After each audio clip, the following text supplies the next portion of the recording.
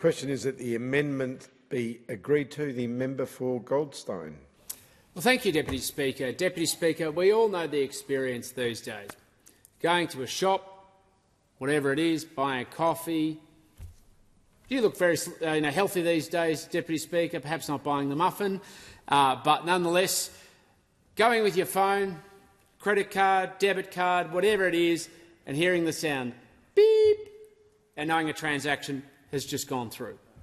That is the modern payment system that so many of us engage with on a day-to-day basis. Most of us barely even carry cash anymore, Deputy Speaker, because cash, as much as an important part of our economic security and liquidity of our system, isn't actually how most of us engage. Most of us use digital transactions for the little things because it's become part of our day-to-day routine. And of course, as a consequence of the COVID pandemic a few years ago, is very much now fully integrated into our life since really the introduction of EFTPOS a few years ago, or many years ago, and the expansion of credit cards and, of course, other forms of payment systems. And the laws were designed in a time where payment systems were relatively straightforward. So we all welcome this updated legislation to address modernisation of our payment systems. It reflects a technical capacity to reflect how we use the payment systems today and to give government appropriate legislative coverage, particularly with the emergence of multinational payment systems for things like Apple Pay, Google Pay, Afterpay, and even crypto and blockchain systems as well. No one's disputing that. There's a need for it to be done in a way that is consistent with Australian law, consistent with Australian regulation, to give appropriate oversight powers to the Reserve Bank of Australia, and to make sure that it's done so that it integrates successfully with Australia's payment system so that we can build out with confidence a stable financial environment. But that doesn't mean that the government has got everything right in this legislation. We know that the government is in one sense overreaching and in another sense not doing enough. Firstly, it's overreaching because it's seeking to extend the RBA's powers into areas that perhaps go well beyond what it should be covering, going beyond components around payment systems and looking at certain types of fintech and even certain types of blockchain technologies and digital wallets, where it doesn't necessarily have the appropriate skills or capacity to do so and could limit the capacity for financial innovation. And actually, Deputy Speaker, that has been one of the great growth areas of Australian innovation in recent years. Financial technology that has put Australian small businesses at the fore and actually put us in a position then to grow and be successful, and often then gone on to be sold internationally, if not just domestically. So we don't want to stifle that innovation and have regulators come down with the heavy hand of government and limit their potential towards growth. We want to back them, we want to encourage them, and we want the operating environment to be open so that where innovation can occur, it is an Australian first wherever possible. Of course, they need to be steered and guided, but that is to make sure that the system is as open as possible rather than it being too burdensome in regulation. In addition to that, it's extended the powers also of the Treasurer in a way that is increasingly by a form of regulation.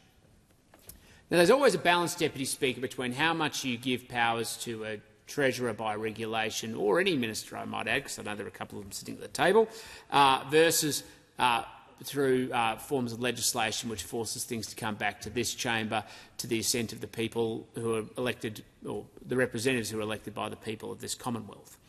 And of course, by and large, we should always seek to do things through this parliamentary process. It adds proper scrutiny, accountability, deliberation, and also because we want to get to a position where when a rule is imposed, it's uniform.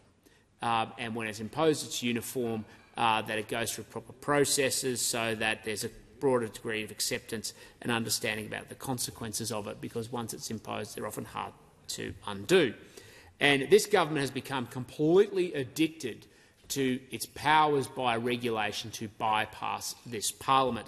Only in the motion prior to this debate, we talked about the government's new truth tax, where it's trying to shut down and limit access to information to the public of scrutiny of this government by putting financial as well as scrutiny barriers over government deliberations.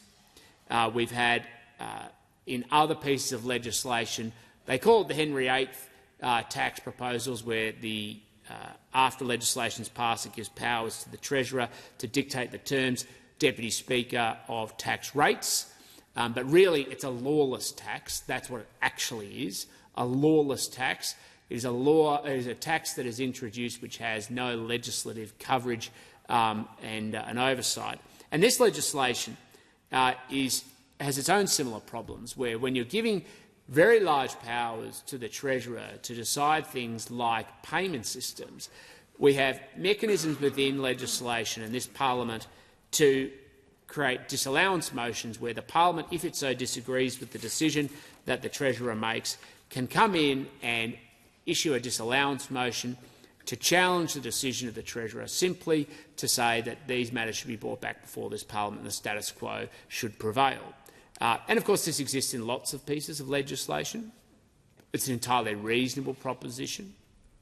And I would have thought that when you're giving the Treasurer this volume of power, that there is an appropriate place for a disallowance motion to deal with the extent that power is being given to the Treasurer in these laws.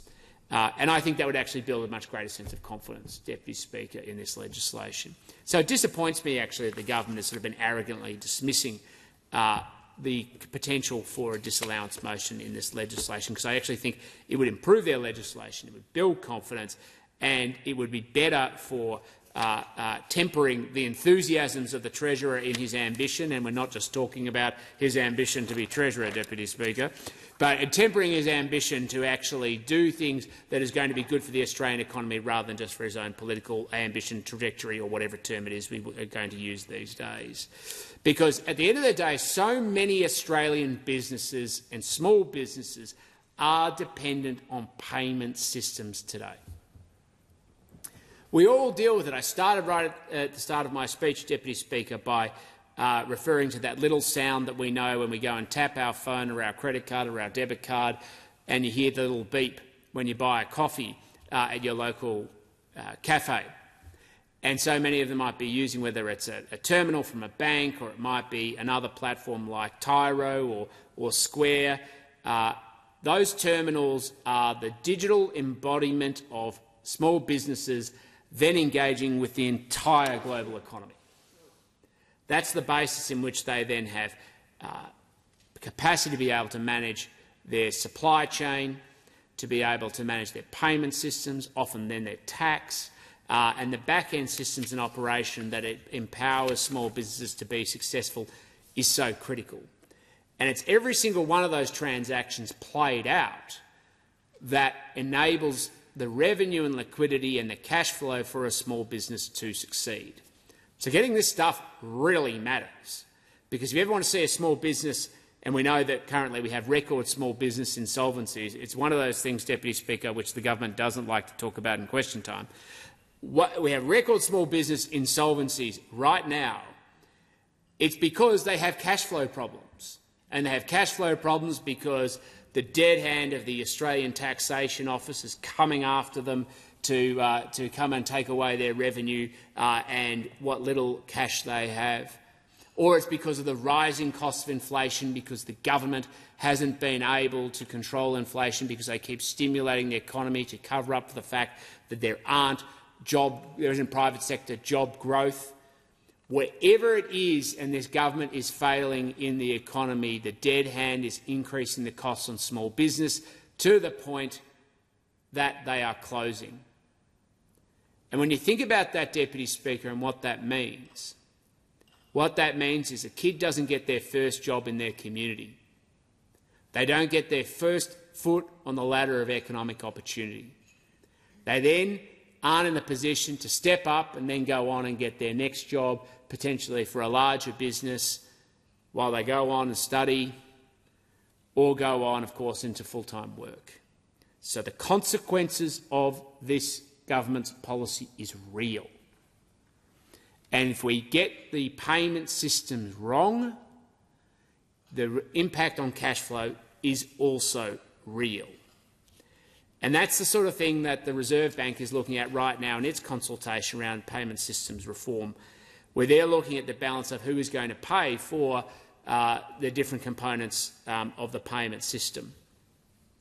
And at the moment, their consultation paper at the moment has put out the idea that they're going to ban transaction fees because they think that that's going to be the best policy outcome. And there's a robust number of people who are coming through this building making different cases about what should happen. I just had somebody come to my office and argue that there should be compelled least cost routing forced through to the provider, as well as, of course, other limitations on how the system should operate. Everybody doesn't want to pay merchant fees and transaction fees, and they want somebody else to pay. While at the same time we need a robust payment system for no other reason than because it's integral for cash flow, it's very important around keeping prices low, but we also need a system with integrity because sitting behind that is one of the most important exposures that we have around cyber security and risk. And if we don't get that right, we expose our entire economy to components of risk. This is one of the things that the Prudential Regulator, APRA, ASIC and the banks regularly stress test because they're mindful of the exposure that they have and what it can then go on to do for financial stability. As the previous speaker spoke correctly about before, it's also one of the biggest pathways of exposure to things like scams. And we all know people who, even with the best of intent, have found themselves exposed to scams partly through the payment system. And the payment system can not just be one of the pathways where people get exposed to scams, it can also be one of the best ways to protect Australians against scams. And banks and other financial institutions with the resources can invest in stopping that. So we've got to get this right. In addition to that, we need to work with the platforms, the providers and small businesses. And this was a topic that was discussed recently both between myself and the Minister for Small Business in a speech we recently gave up in the Mural Hall to the launch of the report about digital payments from a report that was sponsored by Square but hosted by COSBOA, the small business advocacy body. And the Minister for Small Business, who I have very fond affection for, she's a lovely lady, amongst many things, but she made a very important point that for this government, small business is part of their consideration and part of their decision-making in her speech. And of course, I remarked in my speech that that is a very good thing to have, but it also is a reflection of this government that they see small business as something to be considered. In my speech, Deputy Speaker, I said, in a coalition government, small business will be at the fore of decision-making because we fundamentally believe that this nation is best governed from the citizen, the family, the community and the small business up, not from big government, big unions and big corporates down. And that is the clear cleave between the Labor government and a coalition government. We believe in a nation governed from citizens, families, communities and small business up. And that is why, like with citizens, like with families, like with communities, like with small business, we make decisions with them at the core of our focus, not what's in the best interest of big unions, big governments and big corporates, as the Labor Party does. And that's going to be the basis in which we make decisions about things like the payment system. How do we strengthen it? How do we make sure it's got integrity? How do we make sure it backs and enables small business to succeed and to thrive? How do we position it so that it's part of the success of small business to be able to get money paid on time? Because if there's any exposure for small business is that they do not get paid on time, whereas by large companies or by those who do simple things like drive transactions like a payment system, because cash flow is king. You've heard that expression, Deputy Speaker. I'm looking for a nod. Give us a nod. It's not for the Speaker. Come on, to the ask Deputy Speaker, give us a nod. Give us a nod to the member for Hughes. Give us a nod. There you go. It just shows you these days members of the Labor Party can't even give you a nod. Cash flow is king. That shows you how much they don't understand small business. I ask to withdraw that because the implication is on the Speaker, on the Chair. I withdraw, Deputy Speaker. There's no implication. I said, with regards to the member for Hughes, was the member I previously regarded. The member for Hughes couldn't even acknowledge that cash flow was king, and that shows you that the modern Labor Party doesn't understand that cash flow is king, and they don't understand small business. Thank you, Deputy Speaker. The member's time has expired. The member for Hughes.